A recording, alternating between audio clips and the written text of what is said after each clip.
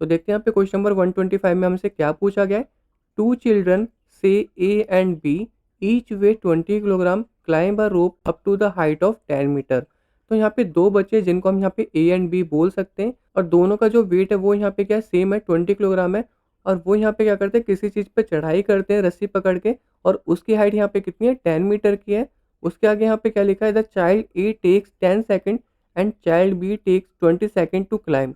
तो जो यहाँ पे पहला वाला बच्चा है वो यहाँ पे 10 सेकंड का समय लगाता है और दूसरा वाला यहाँ पे 20 सेकंड का समय लगाता है क्लाइम करने में।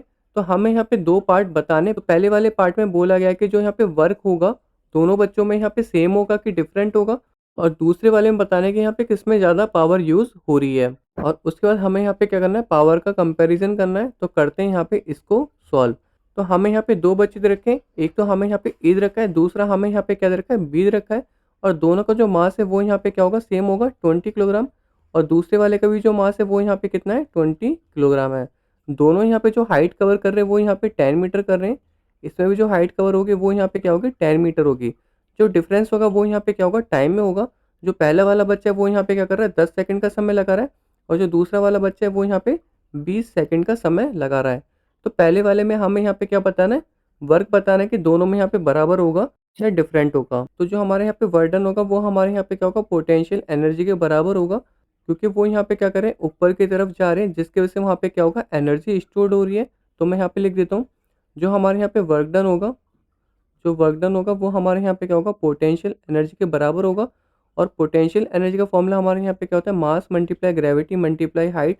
इसमें भी हमें यहाँ पे पोटेंशियल एनर्जी लेनी पड़ेगी, जो कि यहाँ पे वर्क डन ही होगा। और इसका फॉर्मूला हमारे यहाँ पे क्या होता है, मास मल्टीप्लाई ग्रेविटी मल्टीप्लाई हाइट।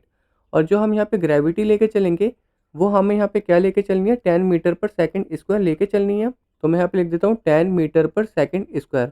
और ये आपको यहाँ पे क्वेश्चन में पहले से लिखा होगा, अगर नहीं लिखा होगा तो हमें यहाँ पे 9.8 लेके चलनी है।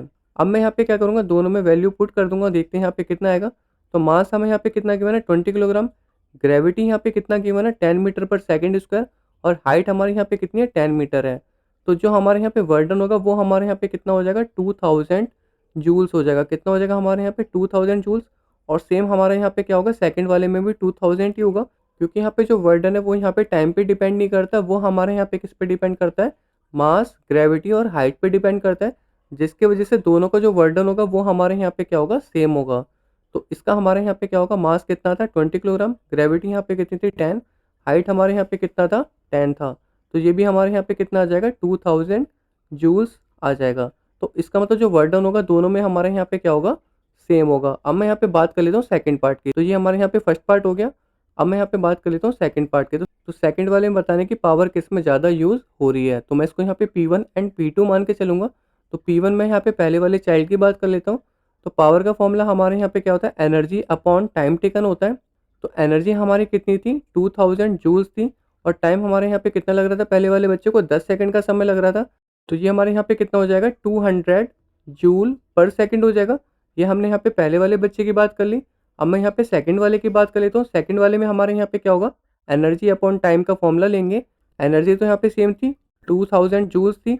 और जो हमारे यहाँ पे टाइम था वो हमारे यहाँ पे 20 सेकंड का समय लग रहा था। तो इसका जो हमारे यहाँ पे पावर निकल के आएगी वो हमारे यहाँ पे कितनी निकल के आएगी, 100 जूल पर सेकंड निकल के आ जाएगी। अब मैं यहाँ पे दोनों के पावर को कंपेयर कर लेता हूँ। तो इसको मैं यहाँ पे क्या करूँगा, इक्वेशन फर्स्ट मान लूँगा, और इस वाले को मैं यहाँ पे इक्वेशन सेकंड मान लूँगा। तो मैं यहाँ पे लिख लेता हूँ ऊपर की side, dividing dividing equation first and second. तो हम यहाँ पे क्या करेंगे, दोनों इक्वेशन को डिवाइड कर देंगे। तो यहाँ पे क्या हो जाएगा, P1 अपॉन P2। तो P1 हमारे यहाँ पे कितना निकल के आया था, 200 जूल पर सेकंड। एंड P2 हमारे यहाँ पे कितना है, 100 जूल पर सेकंड। दोनों को डिवाइड करेंगे तो यहाँ पे कितना आ जाएगा, 2/1। तो जो हमारे यहाँ पे रेशियो होगा वो हमारे यहाँ पे क्या हो जाएगा, 2:1 हो जाएगा। तो यहाँ पे होगा क्या, जो चाइल्ड ए है उसकी पावर यहाँ पे क्या है, डबल है as compared to child B. Hope आपको इस क्वेश्चन का आंसर समझ में आ गया होगा। अब हम चलते हैं अपने नेक्स्ट क्वेश्चन की तरफ।